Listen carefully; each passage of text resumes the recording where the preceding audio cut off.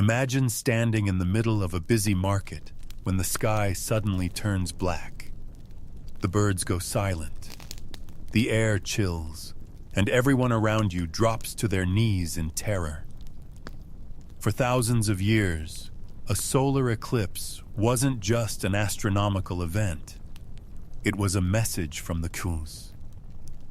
Tonight, we'll uncover the ancient myths about solar eclipses, the ones you've never heard before. Hey guys, tonight we're heading into a moment so strange, so disorienting, that for most of human history, it was treated as a sign from the heavens, or, depending on who you asked, a warning you probably wouldn't survive. Picture this. You're out in the open, maybe tending to crops, maybe chatting with your neighbor about whose goat keeps sneaking into whose garden, when the light shifts in a way your brain can't quite process. Shadows grow long and sharp, like someone turned up the contrast on the world. The birds stop singing. The temperature drops just enough to raise the hair on your arms. And up there, high in the blinding sky, the sun is missing a piece. So before you get comfortable, take a moment to like the video and subscribe. But only if you genuinely enjoy what I do here. And hey, post your location and your local time in the comments. I love seeing where in the world you're tuning in from.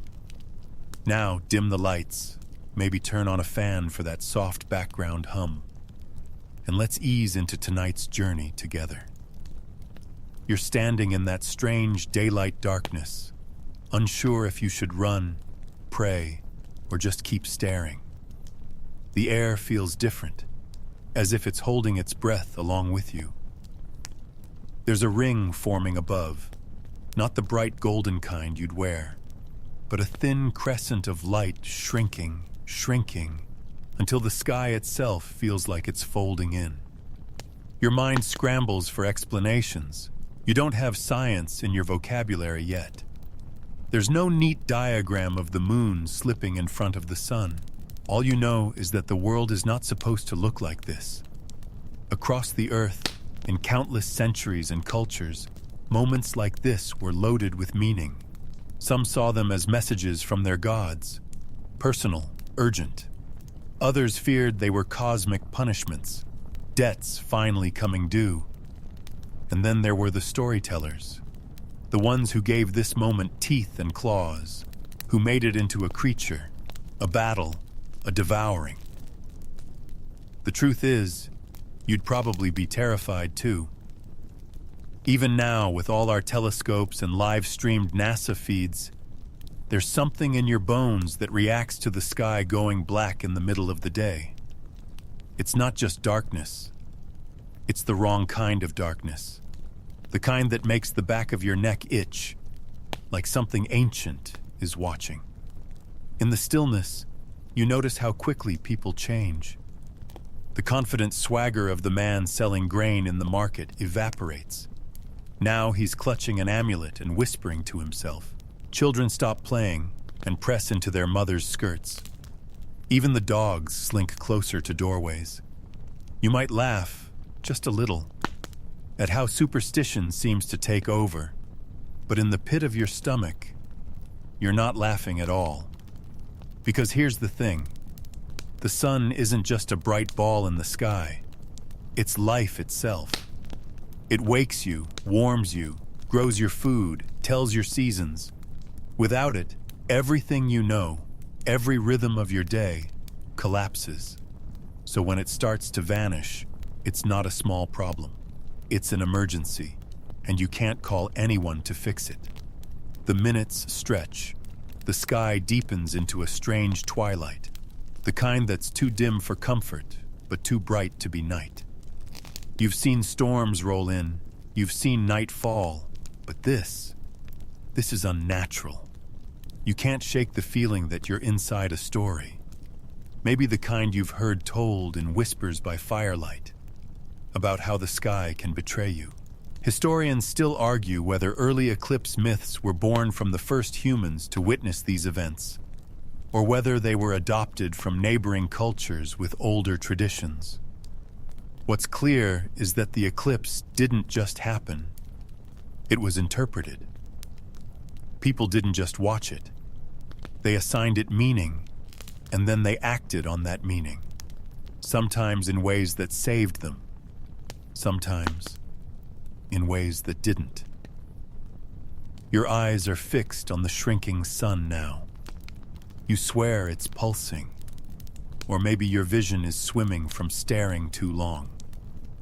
Somewhere, a voice calls out, not in panic, but in ritual. You can't make out the words, but they sound practiced. This isn't the first time your people have faced the devouring of the day. And as the final sliver of light narrows, the air around you feels charged, as if the sky is waiting for something, or someone. You glance upward and freeze because now the sun isn't just fading, it's under attack. High above the village, in the milky haze where the last threads of daylight cling, you imagine a shape coiling through the clouds. Not a bird, not a cloud bank, but a dragon. In ancient China, this moment had a name, Qi-Ri, the eating of the sun. The storytellers didn't bother with the idea of shadow and orbit. No, they painted a far richer picture. The dragon wasn't some scaly, fire-breathing Western monster.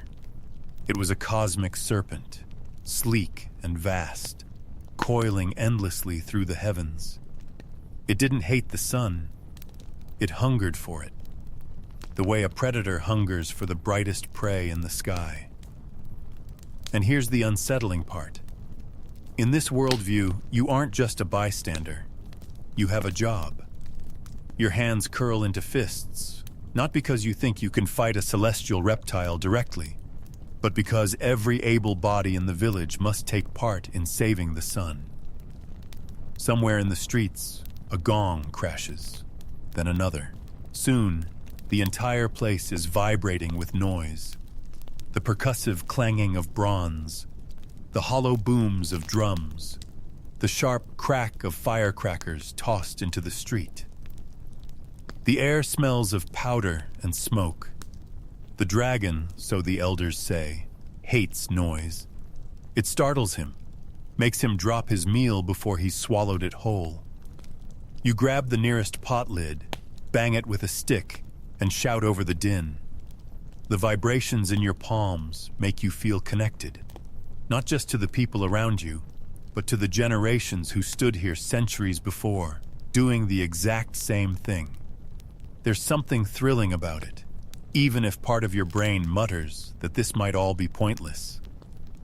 Mainstream historians agree that records of solar eclipses in China stretch back thousands of years.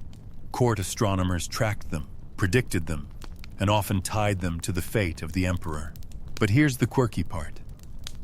Even when the imperial court knew the exact moment an eclipse would happen, the rituals still unfolded in the villages. The noise-making was as much for the people as it was for the sky, a way to feel like you weren't helpless. And yet, historians still argue whether the earliest myths came from pure imagination or from rare phenomena like sundogs and corona halos that were misunderstood. Some believe the dragon was a poetic way to explain the way light fades unevenly, as if bitten from one side. Others suspect it was a way for leaders to keep the people engaged and united in a common ritual. The noise rises to a fever pitch. You can't hear your own thoughts. All around you, faces are tilted skyward, eyes darting between the vanishing sun and the curling mists above. For a heartbeat, you think you see movement, a ripple in the shadow, a suggestion of scales glinting in the dying light. Your pulse quickens. Maybe the dragon is real after all. Then, in the middle of the chaos, the light begins to grow again. Slowly, like a curtain being drawn back, the sun reappears. First a thin edge, then a widening arc. Gasps turn into cheers, and the pounding of drums turns to triumphant bursts. The dragon, they say, has been driven away once more. You're breathing hard, though you didn't run a step. There's a warmth in your chest, part relief, part pride. The sun is safe, at least until the next time hunger strikes the heavens. Somewhere, a child tugs at your sleeve, wide-eyed. Will it come back? They ask. You almost tell them no, but the truth is, it always does. And when it does, you'll be ready with your pot lid and your noise, just like those who came before you. The sky settles back into its usual blue. Life resumes. But you can't quite shake the image of something vast and unseen gliding away into the depths, waiting for another chance. The dragon fades from your mind as the light stabilizes, but the memory of what you just saw lingers like a shadow at the edge of thought. Now you're traveling, not by ship, not by road, but in that dreamlike way the mind moves when following a thread of story. The air grows colder, sharper, and the ground beneath your boots feels harder, crusted with frost. You're somewhere far to the north now, where the days can be so short that a midday eclipse almost feels like night slipping in early. You're standing among people draped in furs, their breath misting in the cold air, faces lit by the pale winter sun. Above, that sun seems strangely vulnerable, as if it knows what's coming. Someone mutters the names Sköll and Hati. You hear them repeated in reverent tones and in fearful whispers. These aren't just wolves, they're the wolves. The ones who chase the sun and moon across the sky every single day. And today, it looks like they've caught up. You tilt your head and imagine them. Vast beasts with eyes like molten gold, paws the size of shields, their breath steaming in the thin air of the upper realms. Sköll is after the sun.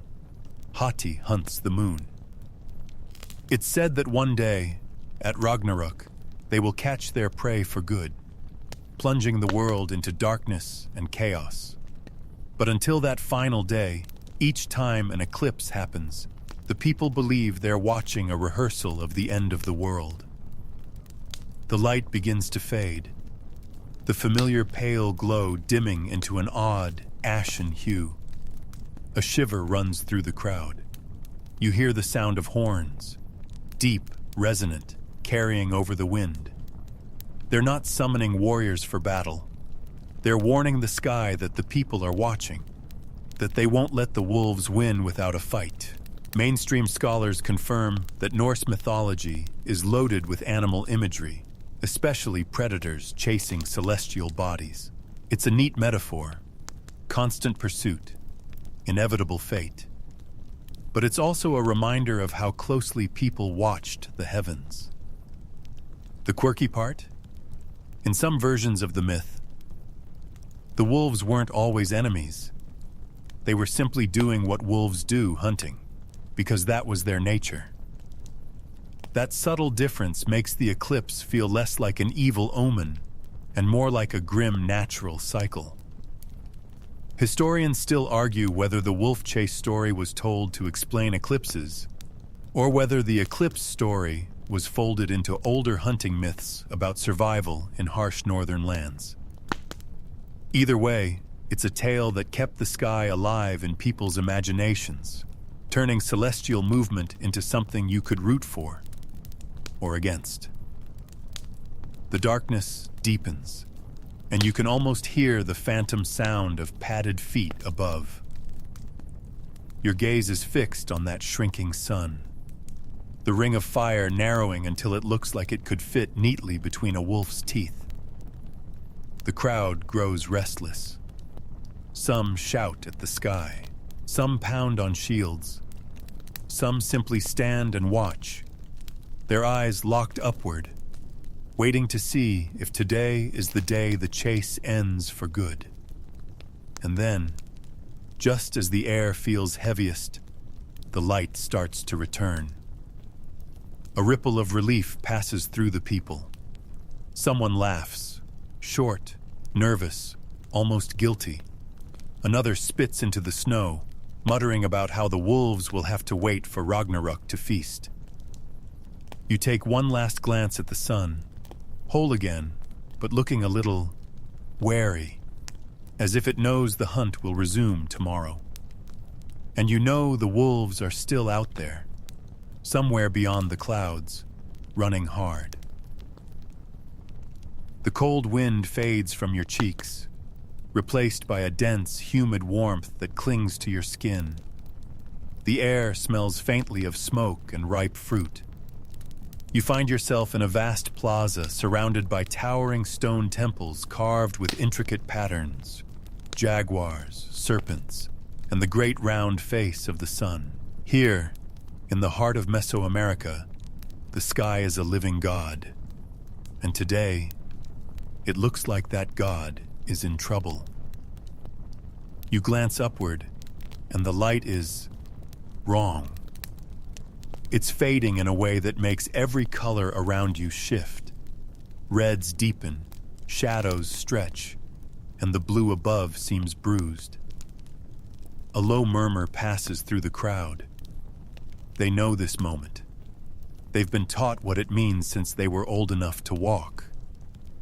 Somewhere in the temple, a priest begins to chant, his voice low and steady, calling out to the great feline spirit that prowls the heavens, the jaguar of the sky. In the myths of the Maya and the Aztec, the jaguar is no ordinary animal. It's a predator so powerful that it can leap between worlds, from the jungles to the underworld, and into the sky itself. And when the sun's light dims, it means the jaguar is hungry. Hungry for the sun, yes, but also for the people's devotion. The crowd becomes restless. You feel the weight of eyes on you, as if the god cat itself is watching. Some begin to burn incense, thick plumes of copal smoke curling into the dimming air. Others kneel, pressing their foreheads to the stone, murmuring prayers. But not all prayers are enough. In some stories, the jaguar demands more, offerings of blood to satisfy its hunger and release the sun from its jaws. Mainstream historians agree that eclipse-related rituals in Mesoamerica were tied deeply to the cosmic order. The sun wasn't just a ball of fire.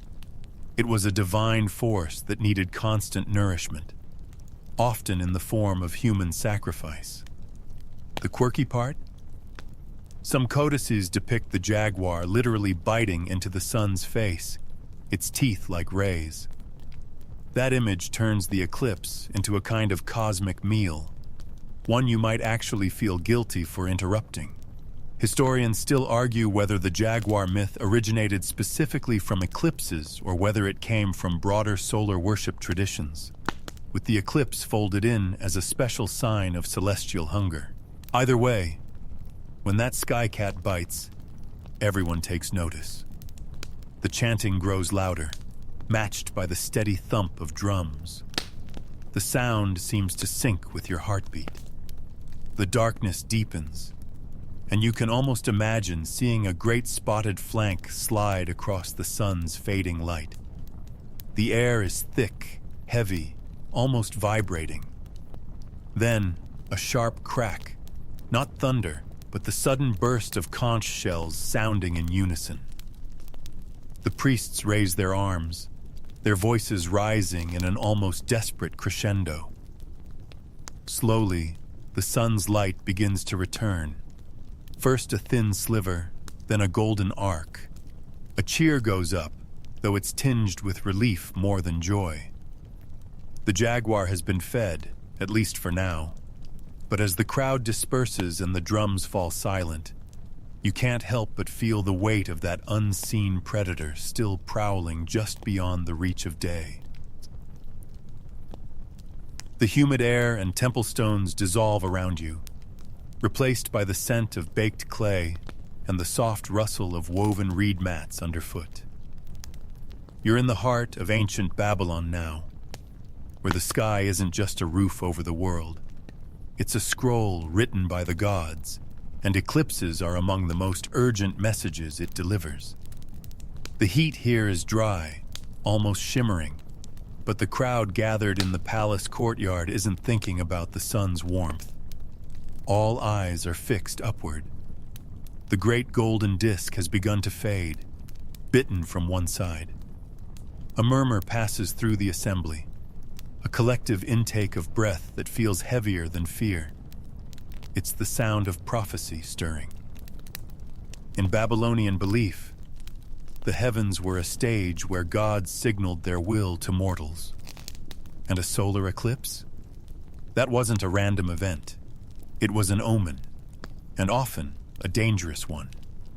More specifically, it was bad news for the king. The story went that when the sun darkened, the gods were announcing that the ruler's life was about to end. Not someday, not eventually, soon. You can almost feel the tension radiating from the palace guards. If this omen is true, their ruler, the axis on which the entire kingdom spins, is marked for death. But here's the twist. Babylon's priests were not without tricks. They had a way to cheat fate, or at least redirect it. The solution was as bold as it was strange. Appoint a substitute king. A poor soul would be plucked from obscurity, dressed in royal robes, and placed on the throne. For the duration of the omen's danger, days or weeks, he would live as the king, eat the king's food, sleep in the king's chambers, and bear the king's doom.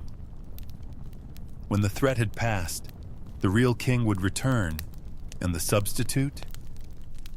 Well, let's just say the job had a very final retirement plan. Mainstream historians have found records describing this practice in clay tablets, complete with the rituals and timing involved. The quirky part? The substitute wasn't always some random criminal or servant. Sometimes he was chosen for qualities the priests thought might please the gods, almost like a casting choice for a divine performance. Historians still argue whether these substitute kings were truly believed to absorb the fatal omen, or whether the whole affair was political theater to reassure a nervous court and populace. Either way, the eclipse became not just a spectacle, but a catalyst for human drama, a cosmic event tied directly to the shifting of power and life itself. The light continues to fade, the sun's golden face narrowing to a crescent. The priests raise their arms toward the sky, chanting words in a language as old as the city's walls. Behind them, you catch a glimpse of a man, thin, uncertain, draped in a robe far too fine for him, being ushered toward the palace doors. He keeps glancing upward, as if trying to read his fate in the darkened sky. Minutes stretch. The eclipse peaks, the courtyard steeped in a strange half-darkness. And then, slowly, the light begins to return. The tension in the air loosens, though it doesn't vanish entirely. Somewhere inside those palace walls, the real king is preparing to step back into the sun, his life seemingly spared. The substitute. Well, the crowd doesn't speak of him. As you turn away, the last shadow slips from the sun, but the weight of what just happened lingers. Here, an eclipse isn't just a story in the sky. It's a sentence and sometimes an execution. The dusty heat of Babylon gives way to a salt-tinged breeze and the creak of wooden hulls swaying on a calm sea. You're standing on a narrow strip of beach, but the air feels tense, as if the water itself is holding its breath. Ahead of you, two armies face each other across a plain, shields raised, spears bristling, banners fluttering in the sunlight. The Greeks on one side, their foes on the other. The smell of sweat and bronze is thick in the air, and the ground is littered with discarded sandals, dropped in the hurry to line up for battle. The order is given. The lines begin to advance. And then, it happens. The light changes. Not gradually, as at sunset, but in a creeping, unnatural way that makes your skin prickle. You glance upward and see the sun's edge being gnawed away. At first, you think it's just your eyes adjusting. But no, the sky itself is dimming. A murmur ripples through the Greek ranks. Someone shouts a warning, their voice shaking. Soldiers grip their weapons tighter, but not in preparation to fight, in fear. On the other side, their enemies have stopped moving entirely. Both armies are staring upward now. The battlefield suddenly a shared temple floor. This moment is recorded in history. The solar eclipse of 585 BCE, during a long, grinding war between the Lydians and the Medes. According to Herodotus, the darkness was interpreted by both sides as a sign from the gods to stop the fighting. And just like that, years of bloodshed were halted, not by a peace treaty, not by a decisive victory, but by the sudden shadow of the moon. Mainstream historians confirm the event, noting that this was one of the first eclipses accurately predicted by the philosopher Thales of Miletus. The quirky part? Whether Thales truly predicted it, or whether later writers credited him after the fact, is still debated. A perfect mix of science, myth, and maybe a little self-promotion. Historians still argue whether the eclipse itself was the cause of the peace, or simply the final push needed for two exhausted armies to lay down arms. After all, it's easier to call something fate when you're looking for a reason to stop killing each other. You stand in the middle of the plain, hearing nothing but the faint lapping of waves far behind you and the uneasy shifting of armored feet.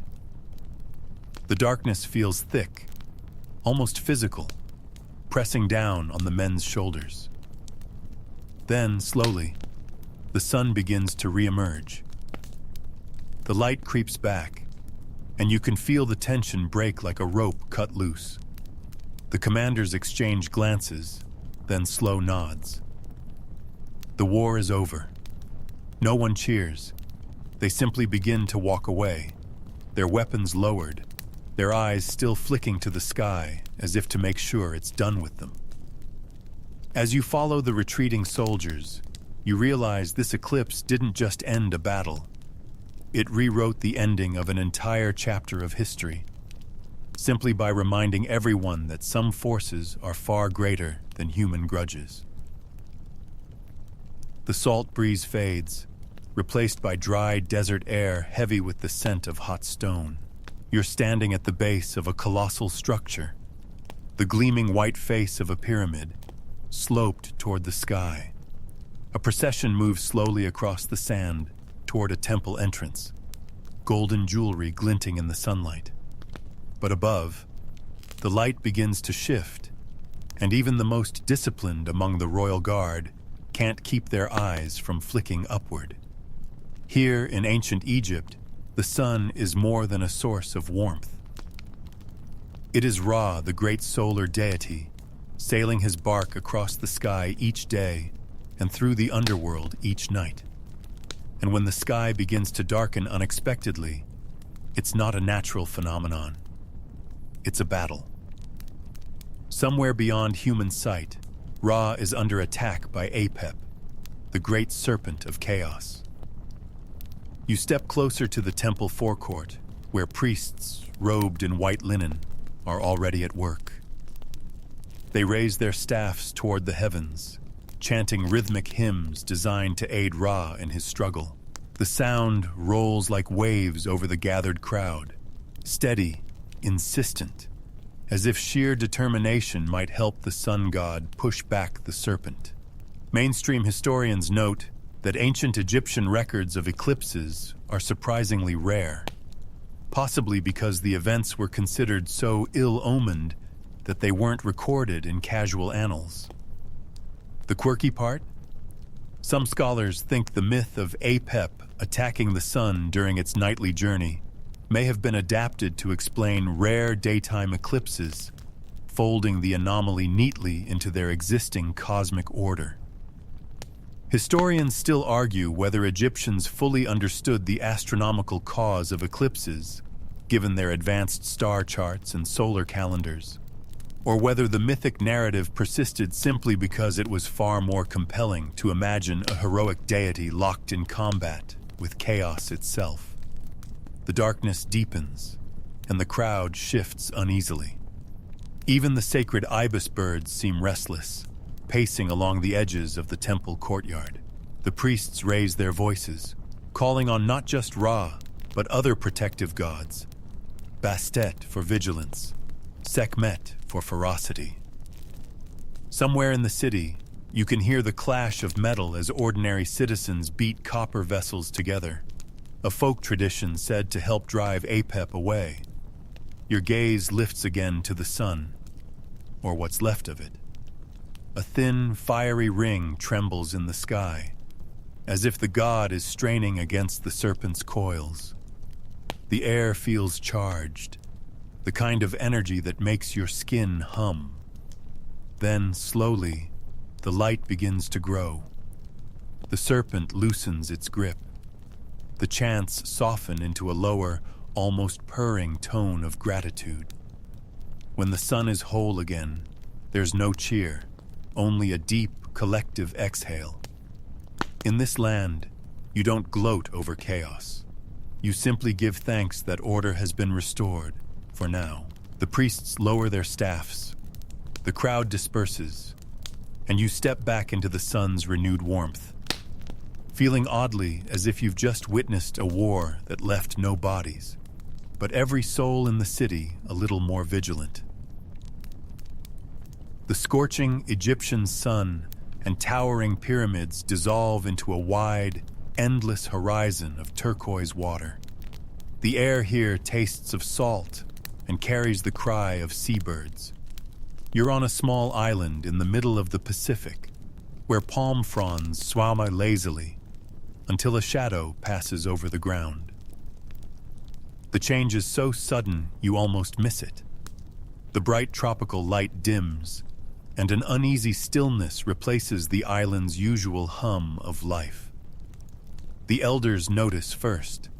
Their voices rise, calling the community together. Here, an eclipse is not silent. It's a challenge. In many Pacific Island traditions, the sun is a vital ancestor, and when it begins to fade, it's believed that some cosmic force is stealing it away. And it's your duty, all of you, to bring it back. Someone begins to drum. The rhythm is quick, almost frantic, the kind of beat that makes your chest thump along with it. Children join in with whatever they can grab: hollowed logs, coconut shells, even clapping hands. The sound swells as more people join, the vibrations running through the sand beneath your feet. The island is alive with noise, a wall of sound aimed squarely at the darkening sky. Mainstream historians have documented how island communities often used sound and movement to ward off evil spirits during celestial events. The quirky part? In some places, it wasn't just about saving the sun. It was also a competition between villages to see whose noise could reach the sun first. That turned an ominous event into something communal, almost celebratory, even if the root was still fear. Historians still argue whether these practices began as genuine belief in supernatural theft of the sun or as social rituals that strengthened group unity in the face of unpredictable nature. Either way, the energy is contagious. The darkness deepens until the sky takes on a strange metallic hue. The drumming gets louder. People stomp their feet in the sand, sending up sprays of grains that glitter faintly in the dim light. Someone begins to chant in a language you don't know, but you understand the urgency. The sound is less about melody than about persistence, a steady, determined barrage against whatever force dares to take the sun. And then the change begins. The thin crescent of light grows thicker. A cheer ripples through the crowd, but no one stops drumming just yet. The sun needs to be fully restored before anyone dares relax. When it is, the drums stop in unison, leaving only the sound of waves and wind. Life resumes instantly. Fishers push out their canoes. Children chase each other along the beach. But you're left with the memory of that strange half-light and the fierce noise that drove it away. In this place, the sun is never allowed to leave quietly. Chanto. The warm Pacific air shifts, becoming cooler, denser, tinged with the scent of pine and the faint perfume of cherry blossoms. You're now in the imperial court of ancient Japan, a place where the rustle of silk robes and the distant pluck of a koto string are as much a part of the atmosphere as the air itself. Servants move in deliberate, graceful motions, but today their eyes flick nervously toward the gardens, toward the sky. The sun is dimming, its brilliant gold paling into a dull brass. It's not yet dark, but the change is enough to halt a tea ceremony mid-pour. The emperor sits motionless, his expression unreadable, but the tension in the room is palpable. In this world, an eclipse is not just an astronomical event. It is an omen, a message that the balance between heaven and earth has shifted. In Japan's ancient chronicles, an eclipse could foretell everything from poor harvests to political upheaval, and the fate of the emperor was believed to be tied directly to the health of the sun. If the sun faltered, perhaps so would the ruler's divine mandate. And in the carefully choreographed dance of court politics, even a shadow in the sky could be used as leverage. Mainstream historians note that Japanese records of eclipses are among the most precise in the ancient world, with detailed dates and descriptions. The quirky part?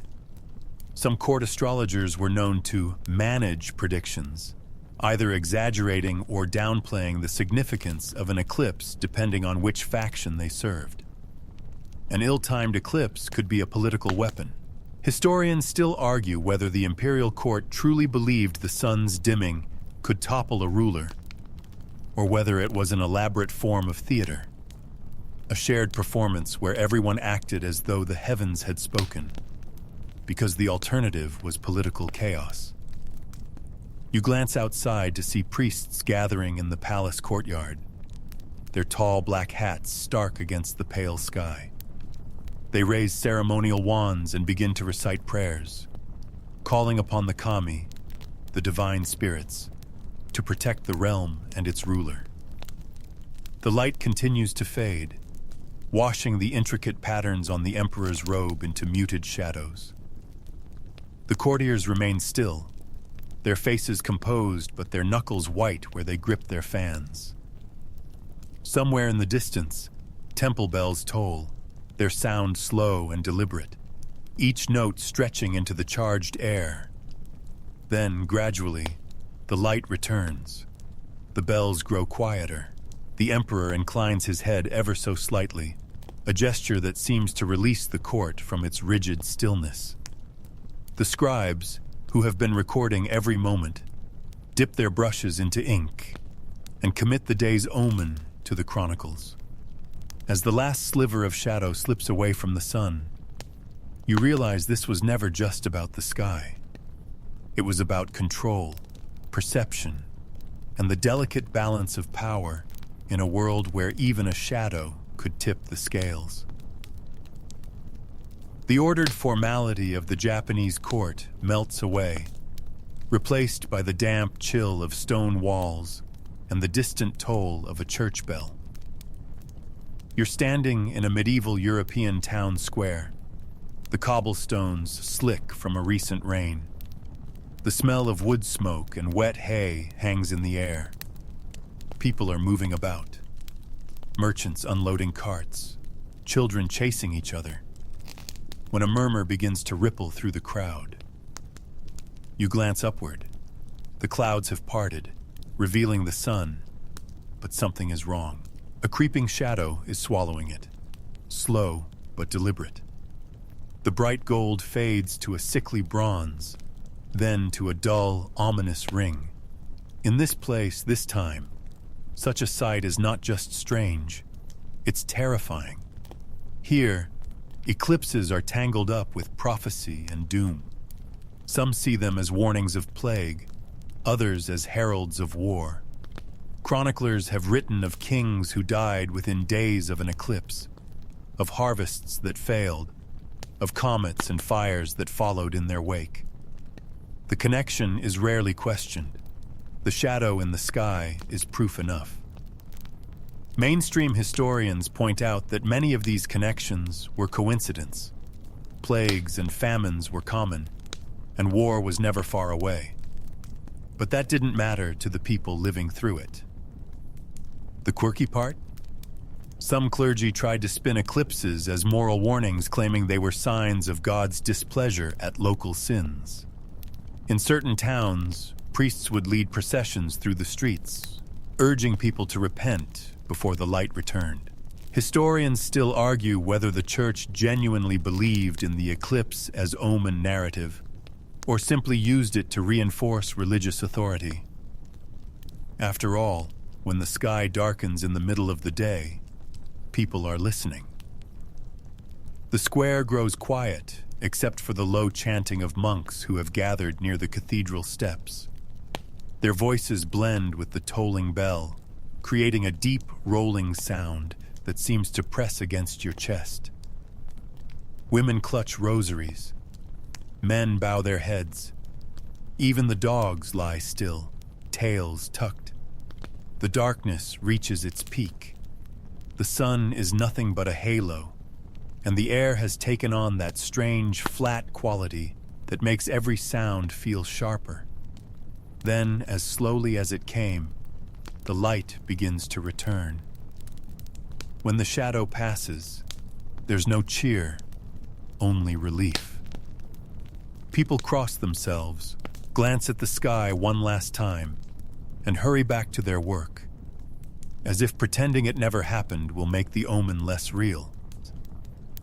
Somewhere, a scribe is already scratching ink onto parchment, noting the date, the hour, and whatever misfortune might follow. You linger for a moment, feeling the weight of centuries of superstition pressing against the stones under your feet. Here in the Middle Ages, an eclipse isn't just a shadow. It's a prophecy waiting to be fulfilled. The damp chill of the medieval square fades, replaced by a quieter, more curious atmosphere. You're standing in a dimly lit study, the scent of ink and parchment heavy in the air. Shelves sag under the weight of star charts and brass instruments polished to a gleam. Outside, the world might still cling to omens and prophecies, but here, the sky is not magic. It's a puzzle waiting to be solved. An elderly scholar hunches over a table, his hands stained with ink, sketching careful arcs across a sheet of vellum. Through a narrow window, you can see the sun beginning to dim. Instead of fear, his eyes brighten. Right on time, he murmurs, as though the heavens are merely keeping an appointment.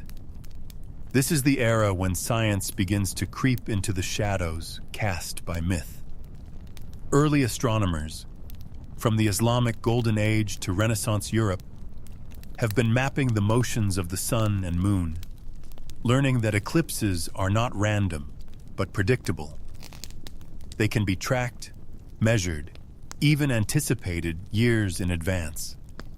Mainstream historians credit figures like al-Battani, al-Tusi, and later Copernicus with refining eclipse predictions. The quirky part?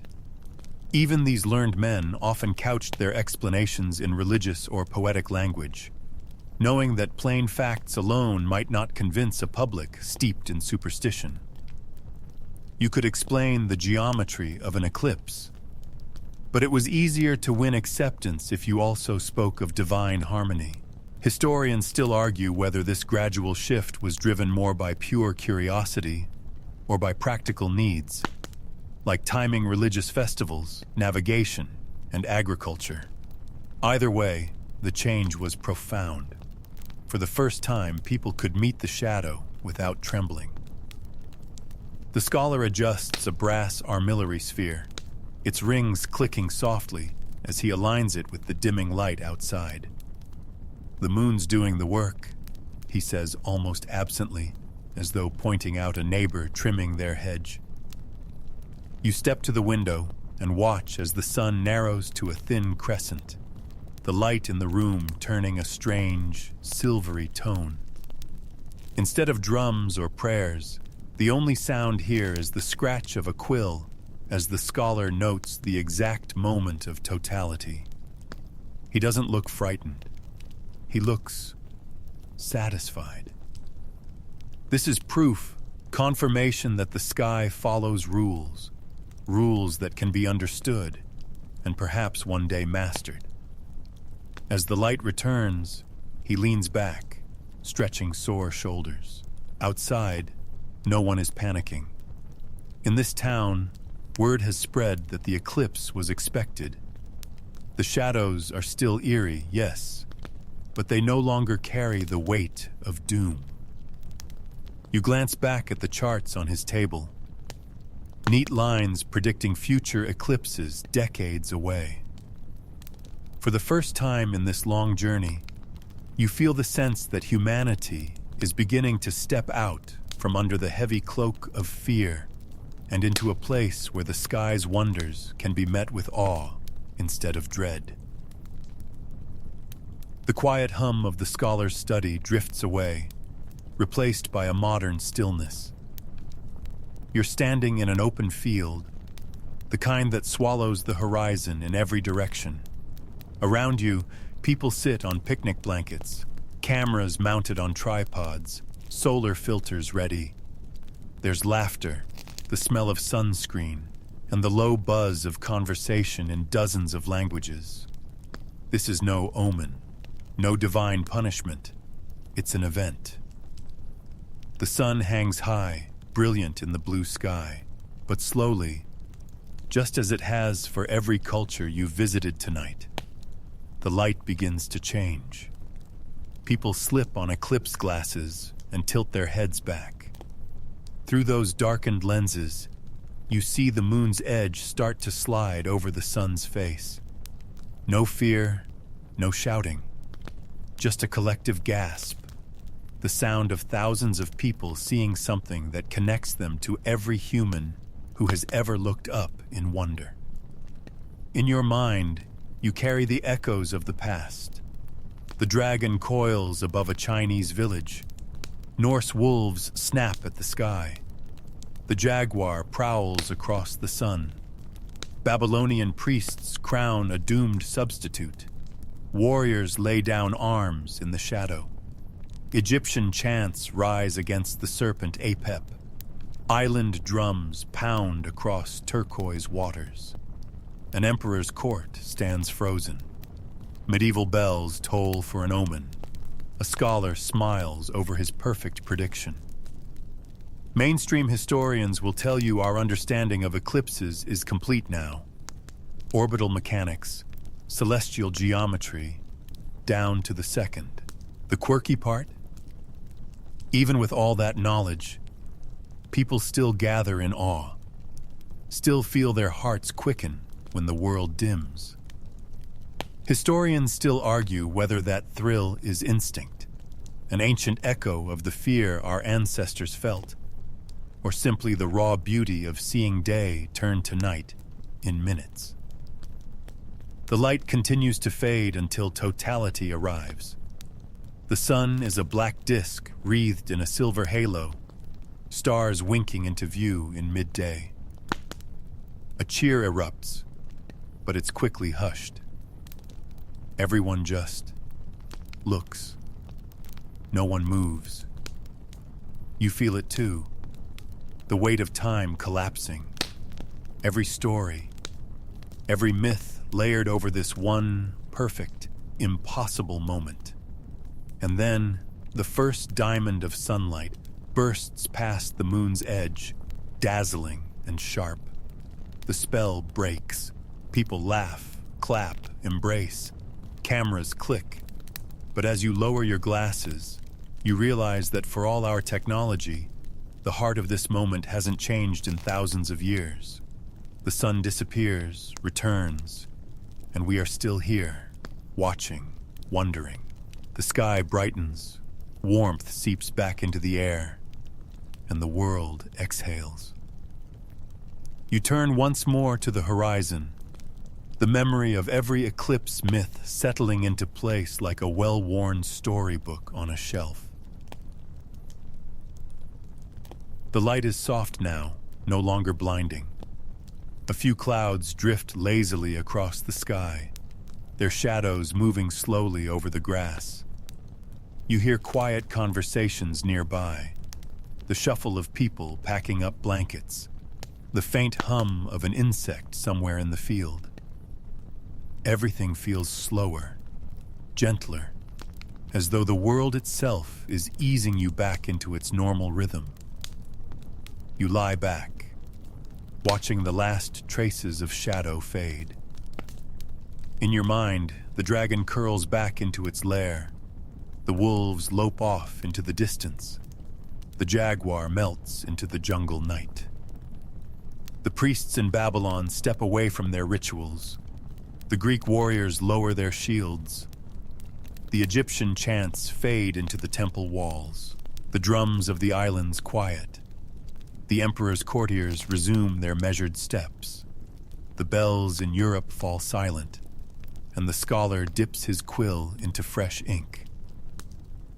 The sun is whole again, but it feels calmer somehow, as if it too is resting after the strange, brief drama.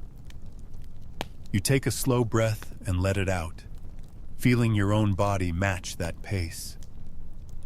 Every culture had its way of explaining this moment, every people their own rituals to make sense of the impossible.